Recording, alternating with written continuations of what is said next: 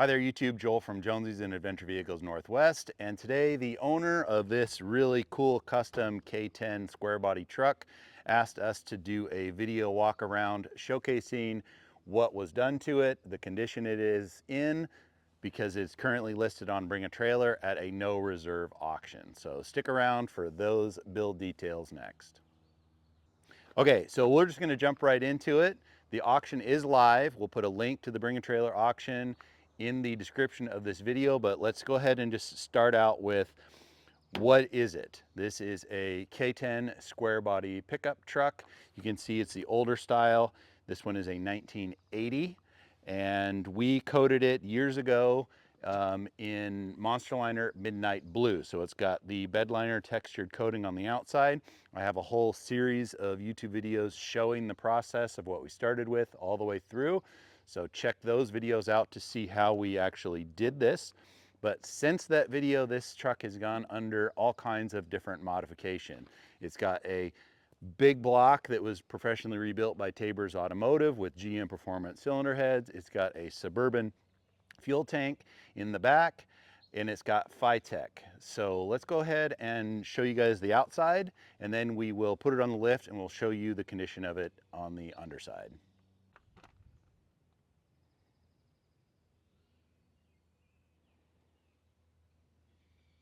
Okay guys, so this truck we coated in the Monstaliner Midnight Blue, and it has held up extremely well. You'll have to go back and look at the dates of when we actually coated this, but I want to say it was 2018, 2019, somewhere in there.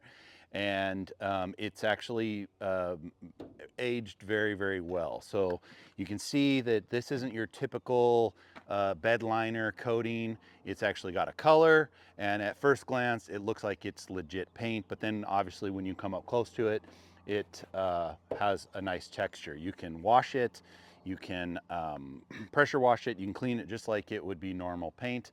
It does not hold a lot of debris, meaning it won't turn brown if you get it muddy. It washes and it cleans very nicely, and it is totally UV stable. So check out Monstaliner if you have any questions about what is actually applied to this. But like I said, this is an older application, and it is held up very well. So the reason the owner wanted to do this truck in this Monstaliner is because the intent and the intended use of this truck was to go bounce around the Forest Service roads up around Trout Lake, Washington, which is at the base of Mount Adams. And there's a ton of old logging roads and a lot of old hunting roads and things like that up there. So he wanted to build kind of a purpose-built square body truck that was a little bit more on the rough side, not really a show truck, but still obviously didn't want it to look like an old rusted out square body brush truck. So that was the theme that we were going with, and that's why we opted to go for the Monstaliner instead of traditional paint on it. So some of the modifications that we have done to it, other than the big block, and we'll go into some more details once it's up on the lift, but we installed a 38-gallon Suburban, square body Suburban fuel tank. We eliminated the side fills, went with the single tank in the back, and this truck has Phytech fuel injection, and so we put the factory style fuel pump in that tank. So it's got lots of fuel capacity for the big block. And that actually was a pretty nice modification because you don't have any switching valves to go between the two side tanks, and you have more capacity. So the owner outfitted it with some nice toolboxes as well as a headache rack. These were all sourced from ProTech. This is a premium box. It's got the struts, has a really nice sliding toolbox. It's all aluminum to save weight. Really good quality stuff here. We have a full-size spare in the back here with the correct style rim. And you can also tell that the interior of the bed was coated in the matching midnight blue, and the truck has actually been used. You can kind of see where it's got some chips of stuff going in and out of the bed. Also has another auxiliary toolbox here in the back that opens up and pulls out for some easy tool storage, as well as the rubber floor mat. So let's go up under the hood and we'll show you guys the big block. Okay guys, we sourced a mid-90s, I want to say 1993 or 1994 Chevy big block to start out with. So it's got the one-piece rear main seal, as well as you can tell it's got this later model accessory drive system. This truck does not have air conditioning, so it's currently running the AC delete pulley. But if you ever wanted to add air conditioning, it's already got the bracketry for it. So Big Block was professionally rebuilt and machined by Tabor's Automotive, right here local in Vancouver, Washington. It's got roller rockers, a mildly sized comp cam, as well as aluminum GM performance parts, cylinder heads. I opted to go with the exhaust manifolds instead of headers. You can see those down here. They're the factory style exhaust manifolds. I just didn't want to have to fight with exhaust leaks and things like that that are associated with the headers. So if you can poke underneath here, you can see it's got the 600 horsepower Go EFI FiTech unit. When we originally installed this years and years ago, we did have some problems with the ECM on the FiTech.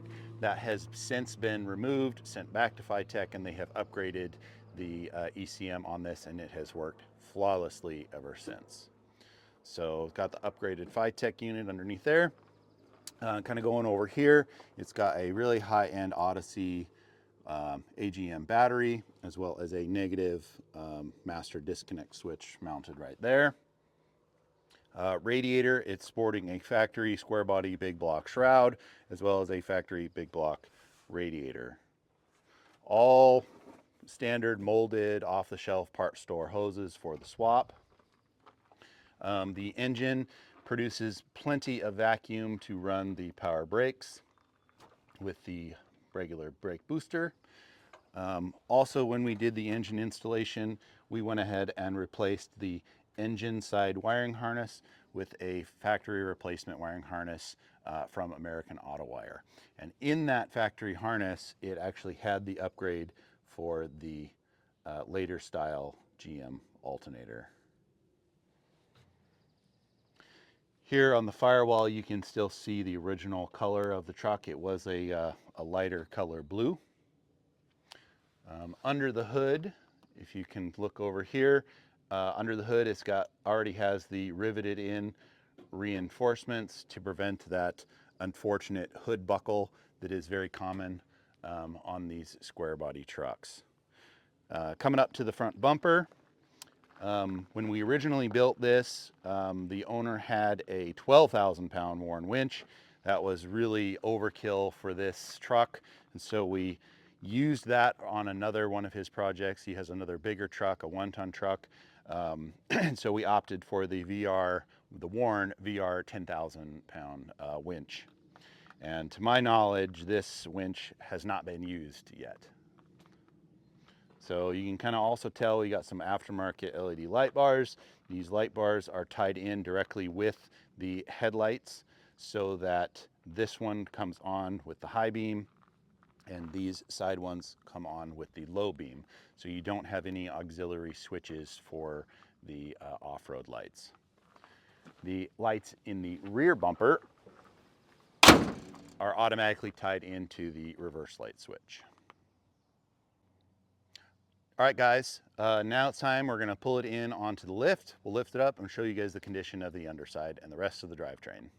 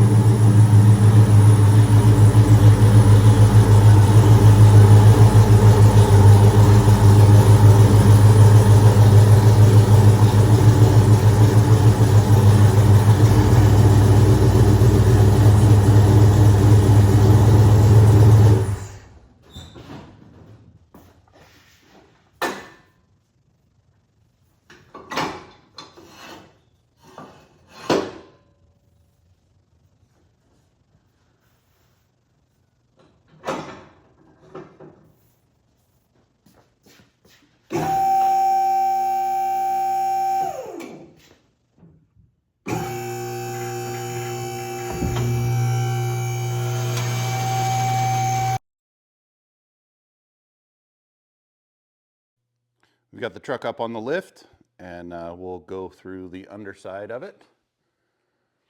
You can see it's got all the factory suspension and drivetrain in it in terms of axles. It does have some, looks like some kind of seepage.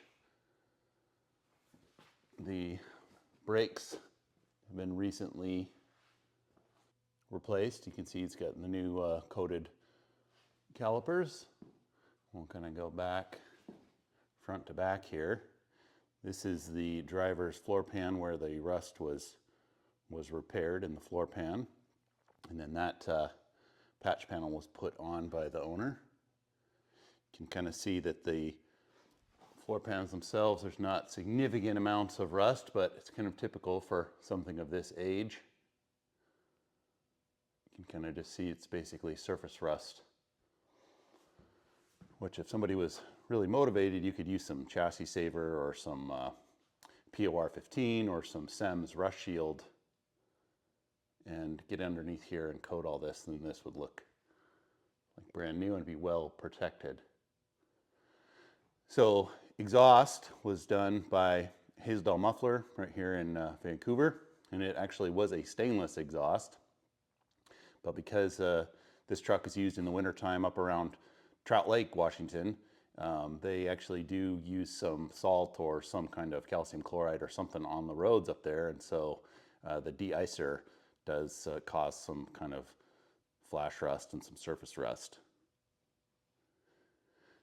The transfer case was resealed by Metro Transmission, as well as the transmission itself. The 700R4 was rebuilt by Metro Transmission, and the owner has provided receipts for all of that work. So kind of moving towards the back, all of the drive lines, front and rear, have been gone through by I-5 driveline right here in Vancouver as well.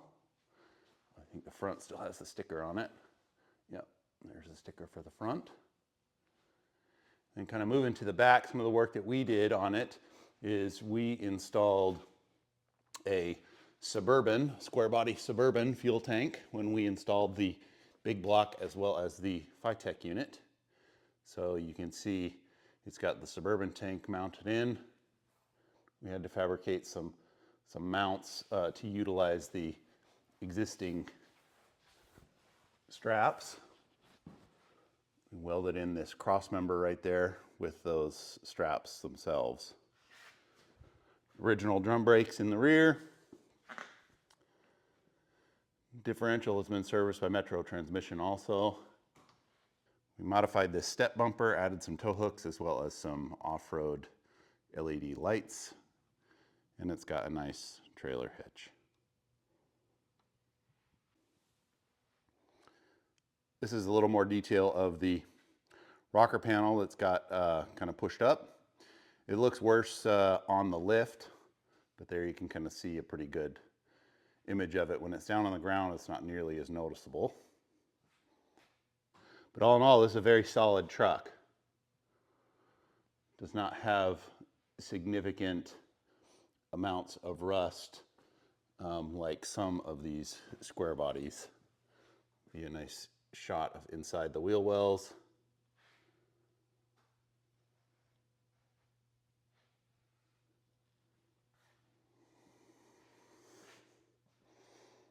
Shot inside that front fender.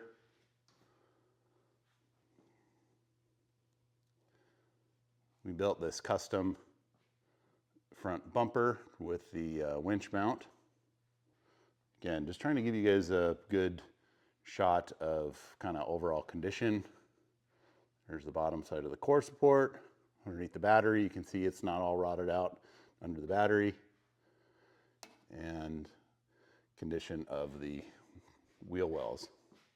So by no means is this truck perfect cosmetically, but it was never intended to be perfect cosmetically. It was intended to be used as kind of a brush truck, as a snow truck, and just all around, bounce around in the woods type build. That's why we opted for the Monstaliner. Let's get the key on and we'll turn on the FiTech unit.